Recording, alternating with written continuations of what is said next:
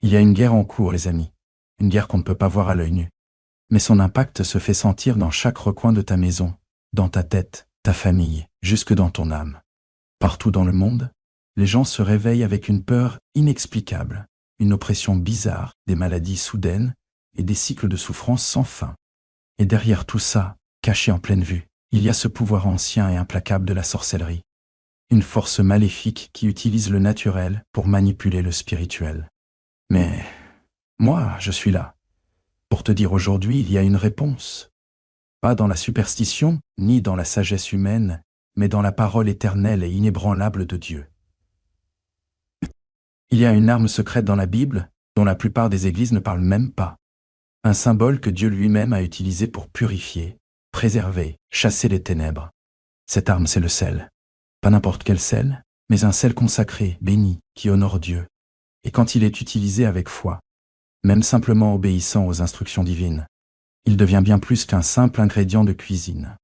C'est comme une déclaration spirituelle que tout mal doit retourner à la fosse d'où il vient. La Bible ne reste pas muette là-dessus. Ce soir, je vais vous montrer comment le sel, quand il est mis entre les mains des justes, a le pouvoir de briser les malédictions, de faire taire la sorcellerie et de renvoyer le diable en enfer. La Bible, c'est un livre de mystères divins et de vérités éternelles. Ce n'est pas juste un livre d'histoire ou un guide moral. C'est la parole vivante et vibrante de Dieu. Et dans ces pages, il y a non seulement des histoires de salut et de grâce, mais aussi des instructions pour le combat. Parce qu'on est en guerre, une guerre spirituelle.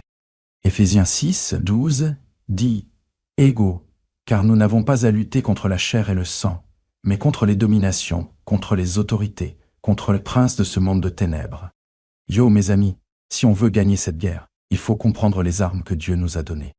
Dans toute la Bible, Dieu utilise des symboles physiques pour représenter l'autorité spirituelle. L'eau pour purifier, l'huile pour oindre, le sang pour racheter, et le sel pour purifier, conserver et établir une alliance. Le sel revient sans arrêt dans la Bible. Ce n'est pas un hasard, mais un plan divin. Lévitique 2, 13 dit « Et Gado, tu mettras du sel dans toutes tes offrandes. » Dieu a dit à son peuple de ne jamais apporter un sacrifice sans sel. Dans 2 Rois 2, le prophète Élisée a pris du sel et l'a jeté dans une source empoisonnée, et l'eau a été purifiée. Le sel n'était jamais juste un assaisonnement dans les Écritures.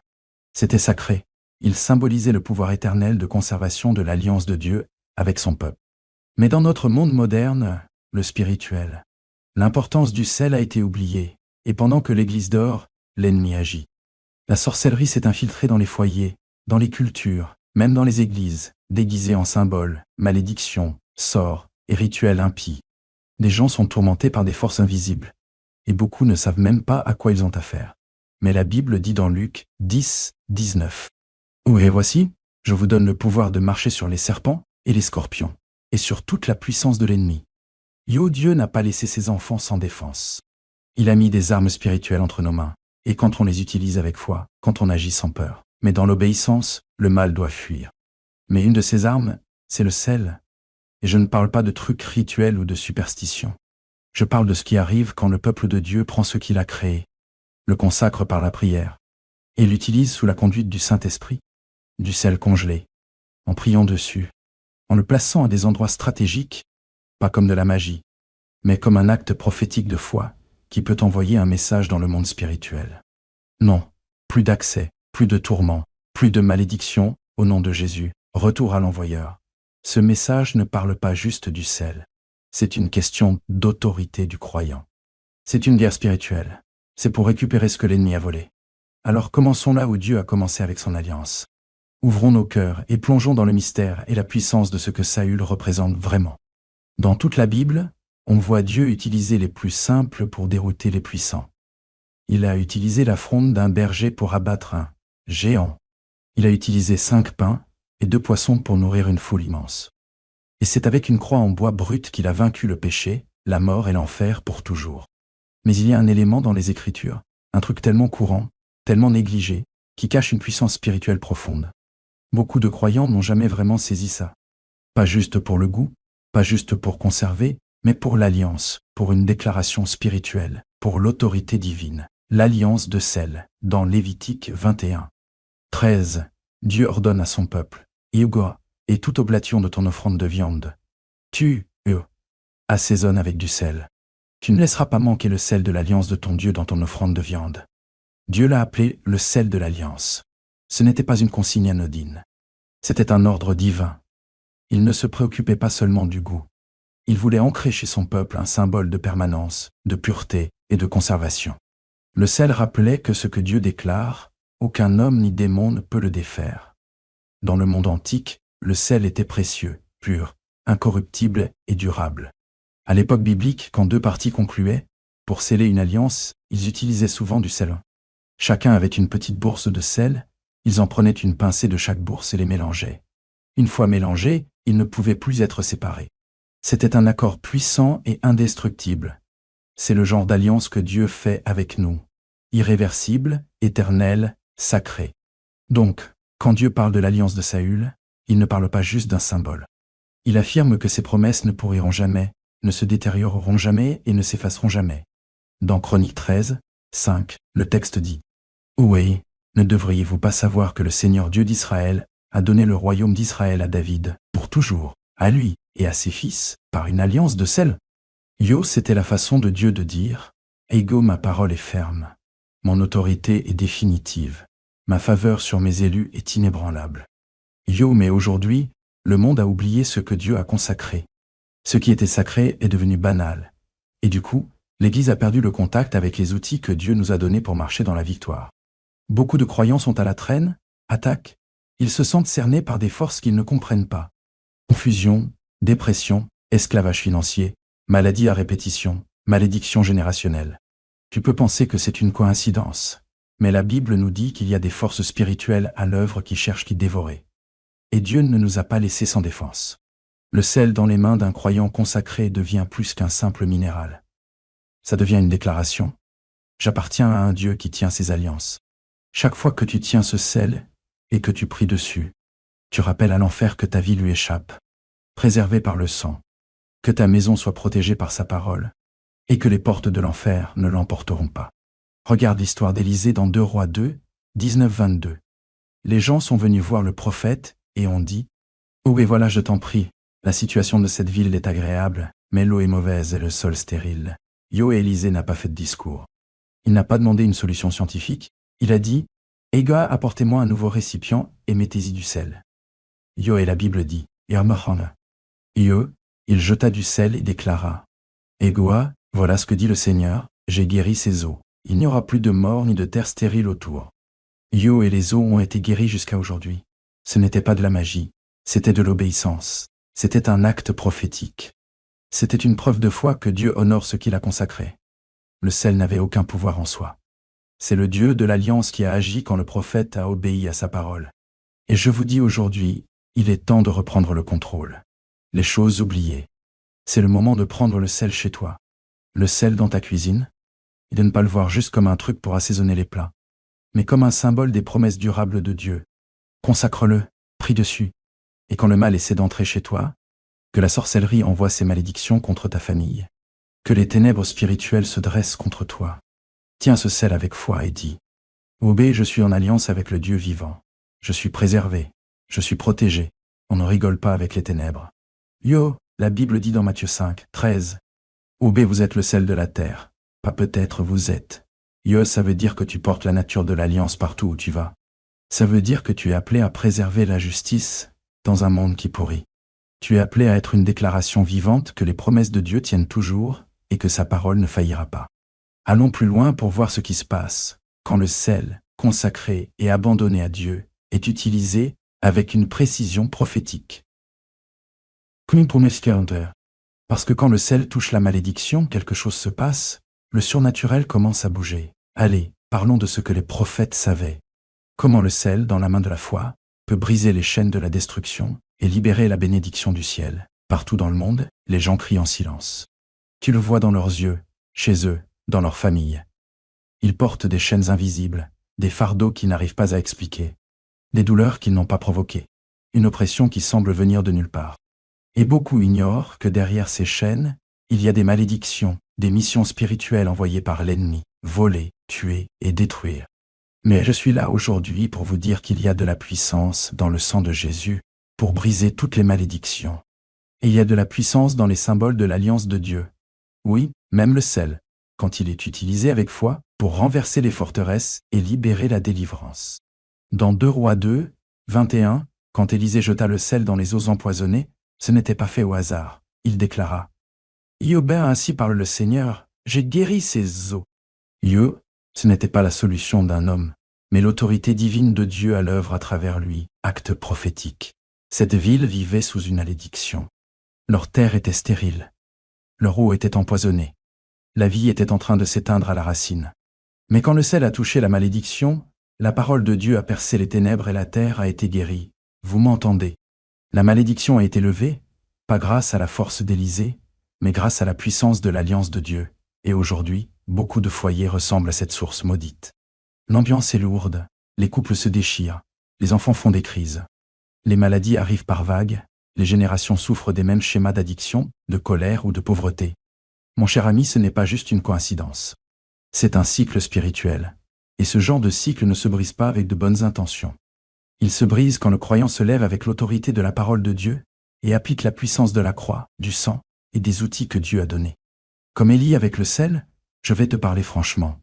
La sorcellerie, ça existe. Les malédictions, ça existe. Les attaques spirituelles. C'est réel. Et trop de chrétiens vivent comme si on était dans un... On dirait qu'on est dans une cour de récré alors qu'en vrai, on est sur un champ de bataille. La Bible dit dans Proverbe 26, 2. Haguet, la malédiction sans cause ne vient pas. Ça veut dire que les malédictions ne tombent pas du ciel, elles sont ciblées, intentionnelles.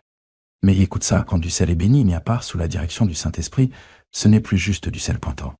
Ça devient un témoignage dans le monde spirituel que l'alliance de Dieu est en place et que toutes les ténèbres doivent s'incliner. J'ai rencontré une femme une fois qui était tourmentée chez elle, pendant des années. Des bruits bizarres, la nuit, des ombres qui disparaissaient pas. Ses enfants se réveillaient en hurlant, voyant des silhouettes que personne d'autre voyait. Elle a tout essayé, thérapie, conseils, même quitté la maison. Mais cette oppression la suivait partout. Un jour, un pasteur lui a dit de prendre du sel, de prier dessus et de le mettre dans les coins de sa maison en récitant des versets. Ça lui paraissait bizarre, mais elle a obéi. Cette nuit-là, pour la première fois depuis des années, sa maison était silencieuse. La paix est revenue, l'obscurité s'est levée. Pourquoi? Parce qu'elle ne faisait pas confiance au sel, elle faisait confiance à la parole de Dieu qu'il avait consacrée. Jésus a dit dans Matthieu 18, 18, « Où est tout ce que vous lierez sur la terre sera lié dans le ciel. » Ça veut dire que le ciel répond quand on agit en accord avec la volonté de Dieu. Quand tu pries sur le sel, tu ne fais pas un rituel. Tu es d'accord avec le ciel. Tu dis que cette maison appartient à Dieu. Aucune malédiction, aucune sorcellerie, aucun démon ne peut rester ici. Et quand tu poses ce sel avec intention, tu fais comme Élisée. Il a dit, déclarant que la puissance de Dieu est là pour briser la chaîne. Il y a des malédictions générationnelles qu'il faut casser. Il y a des places fortes démoniaques qu'il faut chasser. Il y a des péchés cachés, des actes non repentis, des liens occultes, que ce soit consciemment ou non, qu'il faut renier. Et tout commence par la foi. Ça commence par l'obéissance. Ça commence quand un homme ou une femme de Dieu dit « je ne vais plus tolérer ce que Jésus a déjà vaincu. » Certains d'entre vous qui m'écoutez ont été attaqués spirituellement et ne l'ont pas. Tu t'en rends même pas compte. À chaque fois que tu essaies d'avancer, quelque chose te repousse. À chaque fois que tu gagnes du terrain, la confusion débarque. Ce n'est pas normal. Ce n'est pas juste la vie. C'est une guerre spirituelle. Et Dieu t'a donné le pouvoir de riposter. Pas avec des armes humaines, mais avec les armes puissantes de Dieu. La prière, le jeûne, les Écritures, et oui, avec du sel consacré qui dit que la malédiction s'arrête ici. Le sang de Jésus couvre cette maison. Tout mal doit partir. Toute force démoniaque doit fuir. Apocalypse 12, 11 nous dit « Et avoir vaincu, grâce au sang de l'agneau et à la parole de leur témoignage. » T'as pas à avoir peur. T'as pas à fuir. T'as pas à vivre sous une ombre qui traîne de génération en génération. T'as un témoignage en train de se construire. T'as la puissance de l'alliance qui coule dans tes veines. Et Dieu t'appelle aujourd'hui à te lever, à agir, à déclarer et à croire. En avançant, je veux te montrer que ça ne parle pas juste d'eau de guérison ou de protéger une maison. C'est bien plus que ça. Il s'agit de reprendre ce que l'ennemi a empoisonné. C'est remettre la main sur ce qui a été volé. Entrons un peu plus dans le vif du sujet. Comment Dieu utilise le sel, non seulement pour briser les malédictions, mais aussi pour chasser les démons et reprendre le terrain pour sa gloire. Il y a quelque chose de tellement sacré, de spirituellement fort, que Dieu lui-même l'a appelé une alliance de sel. On le voit dans Nombre 18, 19 où le Seigneur dit à Aaron, « Ohé, c'est une alliance de sel à jamais devant le Seigneur pour toi, et ta descendance avec toi. » Yo. Et encore dans 2 Chroniques 13. 5. Ne savez-vous pas que le Seigneur Dieu d'Israël a donné le royaume d'Israël à David pour toujours, à lui et à ses fils, par une alliance de sel? Le sel, pour les hommes, c'est quelque chose de simple. Mais aux yeux de Dieu, ça symbolise la permanence, la préservation, la sainteté. Pas étonnant que le diable en ait peur. Parce que quand Dieu établit une alliance, l'enfer n'a aucun pouvoir pour la briser. L'alliance de sel, c'était bien plus qu'une tradition. C'était un symbole sacré de loyauté, de résistance et d'un lien incassable. Relation. Dans l'Antiquité, partager du sel, c'était se lier par la fidélité. On versait du sel sur les offrandes pour symboliser que ce qui était donné à Dieu ne pourrirait pas, ne serait pas souillé. Ça resterait sacré. Voilà ce que le sel signifiait. Et ça veut toujours dire ça. Quand tu te tiens dans cette alliance, quand tu oins ta maison, ta famille, ton terrain avec du sel au nom du Seigneur, tu déclares que ça appartient au Dieu éternel. C'est sous sa protection, c'est scellé par sa parole, et les forces des ténèbres tremblent devant cette alliance. Satan connaît le pouvoir de l'alliance. Il comprend l'autorité. C'est pour ça qu'il fait tout pour que tu ignores tes droits spirituels. Il sait que si tu comprenais vraiment l'alliance de sel, si tu réalisais ce que ça veut dire pour ta maison, ton corps, ton destin, tu marcherais avec autorité. Tu prierais comme Élisée, tu parlerais comme Jésus. Tu refuserais de laisser l'ennemi empiéter là où Dieu a pris possession. Laisse-moi te dire, mon ami, tu n'es pas impuissant. Tu es, on n'est pas laissé à errer dans la confusion. La Bible dit dans Lévitique 2, 13, « Et Aboba, tu assaisonneras de sel toute offrande de ton sacrifice. Avec toutes tes offrandes, tu offriras du sel. » Yo, pourquoi? Parce que le sel était le signe que l'offrande n'était pas juste une transaction. C'était un pacte divin, Dieu disait. Obé, je m'engage là-dedans. Je mets mon nom dessus. Yo, et je te demande aujourd'hui, as-tu mis le sel de l'alliance de Dieu sur ta vie? As-tu marqué ton mariage, ton esprit, tes enfants, un avenir avec ce sceau? Parce que quand le sel est là, la pourriture ne peut pas rester. Quand l'alliance est présente, les démons n'ont plus de terrain légal. J'ai rencontré un gars dont la famille subissait une série d'attaques depuis des années. À chaque fois qu'ils essayaient de s'en sortir, quelque chose s'effondrait. À chaque fois qu'ils faisaient des progrès, la tragédie frappait. C'était un mec qui criait, un croyant, mais il pigeait pas la légalité spirituelle des combats qu'il menait. Une nuit, le Seigneur l'a guidé pour qu'il étudie l'alliance de Saül. Il a prié, il a jeûné, puis, dans un acte de foi, il a pris du sel consacré et a fait le tour de sa propriété en déclarant « Yugé Seigneur, je renouvelle ton alliance ici.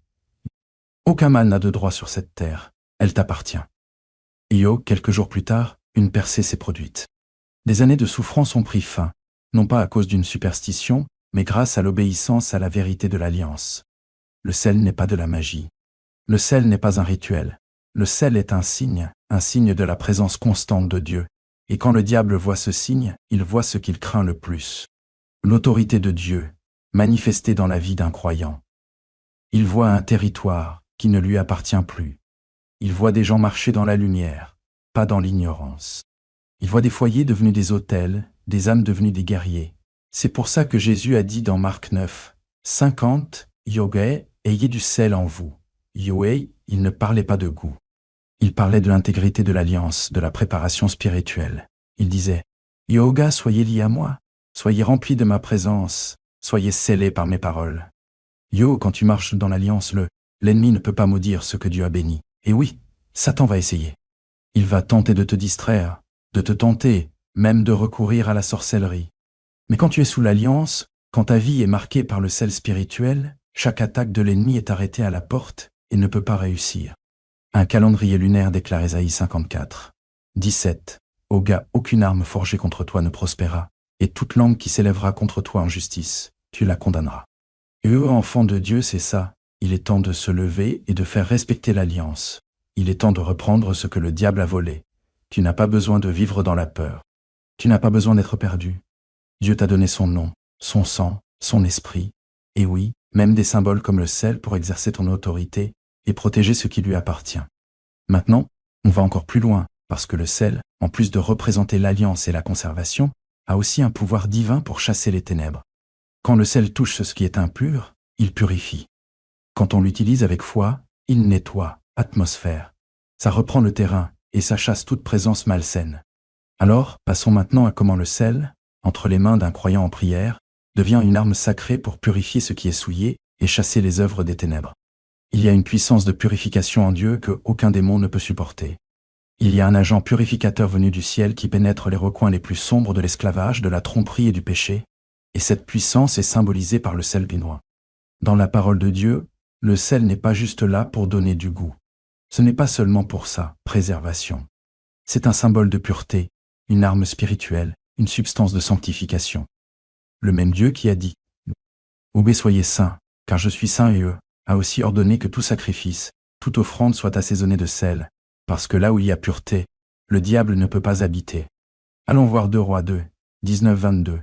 Le peuple de Jéricho s'est adressé à Élisée en disant « Yeugué, voilà, la situation de cette ville est bonne, mais l'eau ne l'est pas, et la terre est stérile. » Yo le prophète a répondu par un geste simple mais étrange. Il a dit « Égé, apporte-moi un nouveau récipient et mets-y du sel. » Yo et la Bible raconte qu'il est allé à la source des eaux, a jeté le sel dedans, et a dit « Yeugué, voilà ce que dit le Seigneur, j'ai guéri ces eaux. » Yo et elles ont été guéries jusqu'à aujourd'hui. Écoute bien, ce n'est pas à cause des propriétés chimiques du sel que ces eaux ont été guéries. Le sel les a guéries parce qu'il avait été consacré.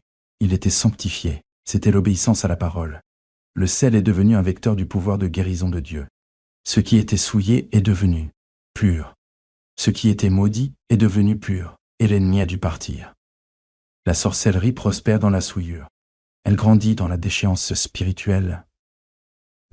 Quand une maison est remplie d'objets impies, de péchés cachés ou d'alliances démoniaques, qu'elles soient dites ou non, le terrain devient spirituellement pollué. Et laisse-moi te dire, Satan cherche ce terrain pollué. Il cherche ceux qui sont spirituellement fragiles. Il cherche les fissures dans les fondations, les entrées légales, les portes de la désobéissance. Mais quand tu utilises du sel sacré, du sel utilisé en prière, du sel offert en foi, sel consacré au Seigneur, tu déclares qu'ici il n'y aura plus d'impureté, plus aucune porte ouverte à l'ennemi. Cette maison sera sainte pour le Seigneur. Jésus a dit dans Matthieu 5, 13, « Égé, vous êtes le sel de la terre. » Yo, ce n'était pas une image lancée à la légère, c'était une déclaration d'identité. Le sel servait à nettoyer les blessures, à empêcher la pourriture, à stopper la propagation des maladies. Toi, cher croyant, tu es un agent purificateur dans un monde corrompu. Tu es appelé à entrer dans les endroits pollués et à dire « Ego, le Seigneur a guéri. Yo, oh, oh, ega ses eaux. » Yo, tu es censé faire face à la sorcellerie, pas lui fuir, dénoncer le mal spirituel, pas l'ignorer et l'expulser par l'autorité du Christ. Je vais te parler franchement. Il y a encore aujourd'hui des familles enfermées sous des malédictions prononcées, il y a des générations. Des paroles dites avec amertume, envie, sorcellerie et rébellion. Et ces malédictions planent comme des ombres sur leurs enfants et leurs foyers. Mais la bonne nouvelle, c'est ça. Quand tu te places sous le sang de Jésus et que tu appliques l'alliance du sel par la prière, yo, le jeûne et l'obéissance, la malédiction générationnelle ne se brise pas par un rituel, ni par une superstition, mais par une foi mise en action, en invoquant l'alliance du Seigneur. J'ai rencontré une femme qui souffrait chaque nuit, avec des cauchemars, des voix, la sensation d'une présence qui la surveillait. Elle croyait en Dieu, mais elle avait peur. Un jour, désespérée, elle a crié à Dieu, et le Saint-Esprit lui a soufflé de purifier sa maison.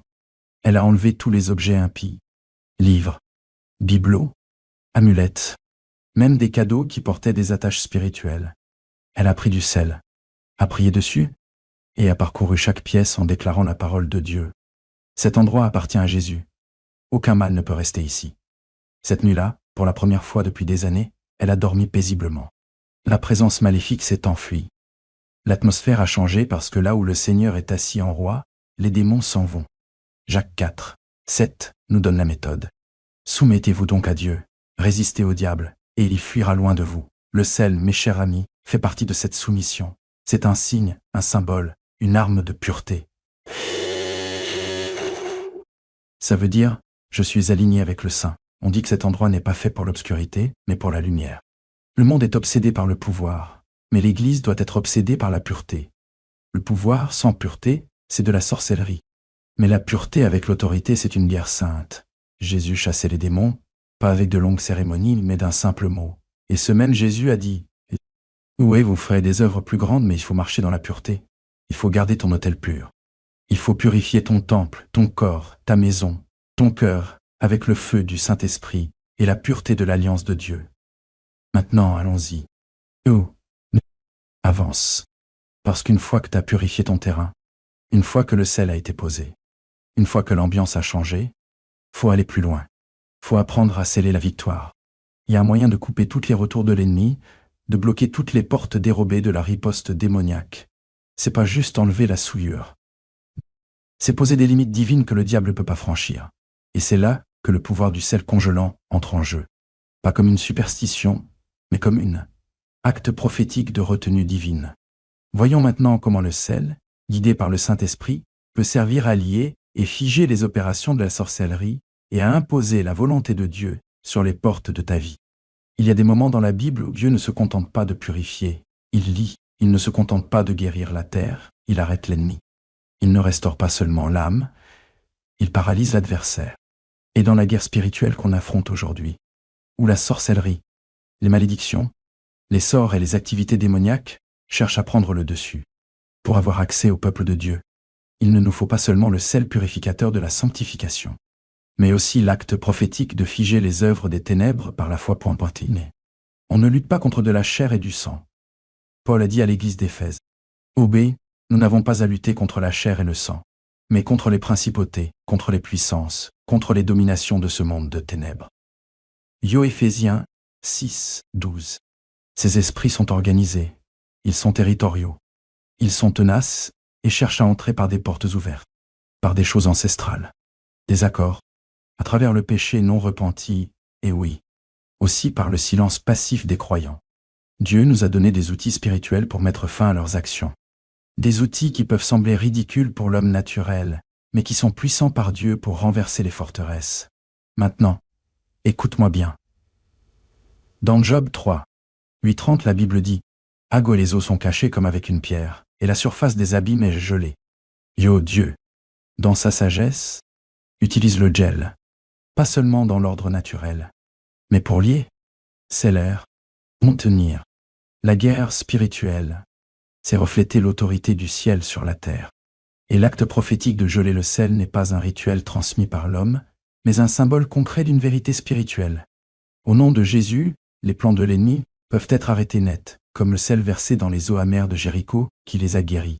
Aujourd'hui, les croyants, guidés par le Saint-Esprit, prennent du sel, loin en prière, le consacrent dans l'obéissance et déclarent sur les plans des ténèbres. Soit gelé, soit arrêté, soit cassé. Et laisse-moi te dire, ce n'est pas le sel dans le congélo qui a du pouvoir. C'est la prière, la foi, la parole prononcée au nom du Seigneur des armées. Le sel, c'est un signe. Le fait de congeler, c'est une déclaration. Le pouvoir vient d'en haut. Si tu te souviens de Matthieu 16, 19, Jésus a dit « Et tout ce que tu lieras sur la terre sera lié dans les cieux. » Yo, ça veut dire que ce que tu bloques ici avec foi, le ciel le soutient. Quand tu bloques le travail de sorcellerie, quand tu frises chaque sort, chaque murmure d'eux, le serpent, chaque incantation contre ta maison, le ciel répond. T'es pas seul dans ta guerre. Les anges de Dieu sont prêts à faire respecter la parole que tu déclares. Il y a des croyants, peut-être même certains qui écoutent en ce moment, qui ont été tourmentés nuit après nuit. T'as vu des trucs bouger chez toi? T'as entendu des voix? T'as ressenti une pression dans ta poitrine à minuit? T'as lutté contre l'angoisse, la dépression et des cycles qui semblent carrément démoniaques. Et t'as prié, mais l'oppression continue. Ça revient. Parce que même si le mal a été chassé, il n'a pas été enchaîné. Même s'il a été réprimandé, il n'a pas été scellé. Mon ami, le diable est un légaliste. Il cherche la permission pour revenir. Et quand tu obéis à Dieu en purifiant ta maison, plus que tu vas plus loin, en déclarant que les œuvres du mal sont gelées, tu lui coupes toute possibilité de revenir. Spirituellement, tu fermes la porte à clé. Il y a une femme qui a témoigné dans mes réunions, il y a des années. Elle vivait dans une région où la sorcellerie était partout. Son business était en train de couler. Sa santé se dégradait. Malgré le jeûne et la prière, rien ne changeait, mais le Seigneur lui a donné une instruction prophétique. Prends du sel, prie dessus, prononce ma parole, et mets-le au congélo en mon nom. Alors elle l'a fait. Les mains tremblantes, elle a déclaré « Ô et que toute malédiction prononcée contre ma vie, toute langue levée contre moi, soit silencieuse et gelée au nom de Jésus. » Elle a mis le sel dans son congélateur comme signe de ce qu'elle avait dit dans l'esprit. Cette semaine-là, son business a redémarré. Les cauchemars ont disparu. Sa santé a commencé à s'améliorer, restaurer. Parce que la foi, quand elle est mêlée à l'obéissance, débloque toujours la victoire du ciel. Maintenant, ne te méprends pas. On ne fait pas de superstition. On ne met pas notre foi dans l'acte lui-même. On met notre foi dans le nom au-dessus de tout nom. Le nom devant lequel tout genou fléchira. Le nom de Jésus-Christ. Mais l'acte prophétique est biblique. C'est une façon de montrer ce qu'on croit. C'est le même principe que l'imposition des mains, l'onction d'huile, ou le fait d'étendre le bâton comme Moïse. Dieu utilise des symboles naturels pour libérer une puissance surnaturelle quand c'est fait avec foi et sainteté. Alors quand tu prends ce sel, que tu poses les mains dessus en disant « Égoi Père, je te le consacre ». Yo, quand tu invoques le sang de Jésus sur ça, et que tu annonces la mise hors d'état des esprits mauvais, sache que tu agis avec l'autorité du Christ. Tu renforces la puissance de la croix. Tu fermes toutes les portes à l'ennemi. Tu déclares qu'il n'y aura plus aucun mouvement venant du royaume des ténèbres. Tu gèles tout. Tu es là, réprimé. Tu es détruit par le sang. Et maintenant, on entre dans un terrain plus profond parce que non seulement tu dois geler les œuvres des ténèbres, mais tu dois aussi briser les malédictions qui ont peut-être déjà pris racine. Tu dois déraciner le mal qui a été planté bien avant que tu en aies conscience. C'est la prochaine étape de ce voyage spirituel. C'est une chose d'arrêter une malédiction. C'en est une autre de la briser complètement, de brûler son fondement légal, d'inverser ses effets, et de la remplacer par la bénédiction de Dieu. Allons-y maintenant, avance dans cet acte puissant de délivrance biblique.